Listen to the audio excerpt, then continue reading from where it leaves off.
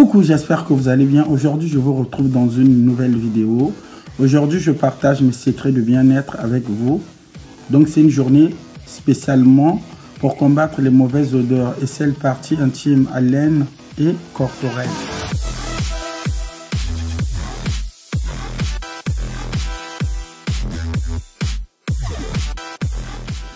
Les mauvaises odeurs corporelles résultent principalement de la composition de la flore bactérienne, mais elle peut s'aggraver si les personnes ont tendance à trop suer. Depuis la génération ancestrale dans nos pays d'origine, on utilise le citron principalement pour éviter les mauvaises odeurs. Il suffit de le couper en deux et de frotter sur les parties concernées.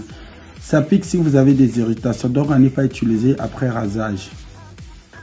La mauvaise odeur corporelle résulte principalement de la composition de la flore bactérienne, mais elle peut aggraver si la personne a tendance à trop suer. Donc cela s'appelle l'hyperhidrose.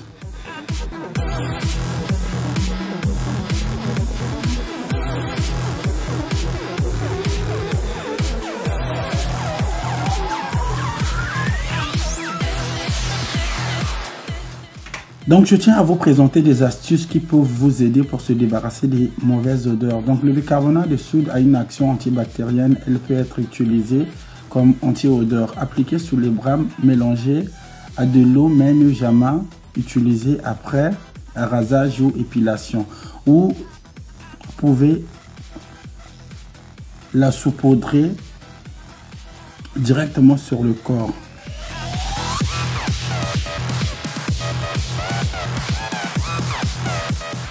Donc, je vous fais part de mes astuces en évitant les vêtements synthétiques qui font transpirer et qui, dans des mauvaises odeurs corporelles, peuvent rester imprégnés dedans en dégageant à long terme. Donc, pour éviter ces mauvaises odeurs, utilisez le vinaigre blanc imbibé dans du coton en frottant sous les aisselles ou les parties intimes avant de prendre votre douche. Les déodorants et les antitranspirants ont une action différente sur sa sueur. Les déodorants servent uniquement à masquer l'odeur. Ils ne perturbent pas l'émission de la sueur, mais ils contiennent des agents antiseptiques qui éliminent les bactéries à l'origine des odeurs corporelles, ainsi que des parfums. Les antitranspirants, eux, bloquent les pores pour empêcher la libération de...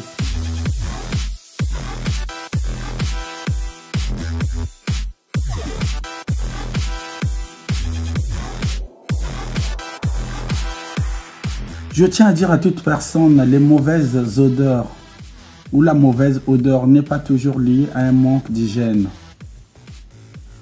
Donc l'odeur du poisson pourri, c'est une maladie génétique qui touche au moins à 100% de la population, qui se manifeste uniquement par une odeur très désagréable du corps. Donc, un conseil, vous prenez le citron, vous le coupez en deux, vous le passez sur les parties concerné pendant 15 minutes. Par la suite, vous prenez votre douche avec un gel douche sans savon et sans sel. Donc, il est toujours difficile d'évoluer précisément l'étendue de ce syndrome. Donc, en revanche, c'est un problème génétique. Voici quelques conseils pratiques. Les déodorants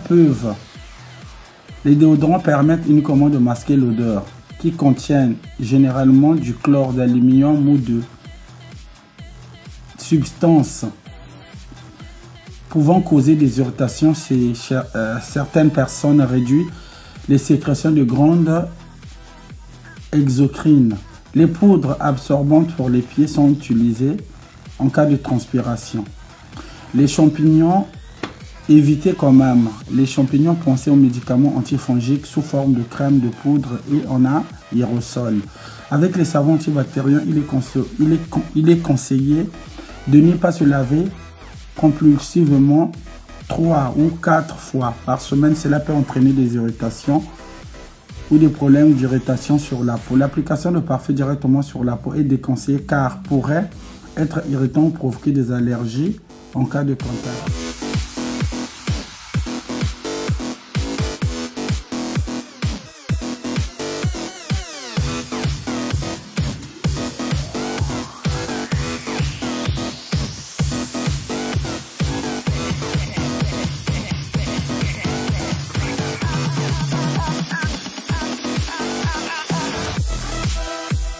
Se raser les poils.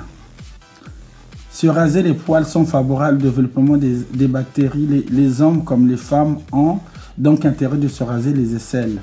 Changer souvent des chaussettes pour ralentir le développement des bactéries. Le port de chaussettes en coton est préférable car elles observent mieux l'humidité. Le changement de chaussures l'une à 2 ou 3 par jour peut également être envisagé. Ne pas sombrer, c'est-à-dire à l'obsession d'une odeur corporelle. Certaines personnes sont persuadées à tort qu'elles répondent à des odeurs désagréables.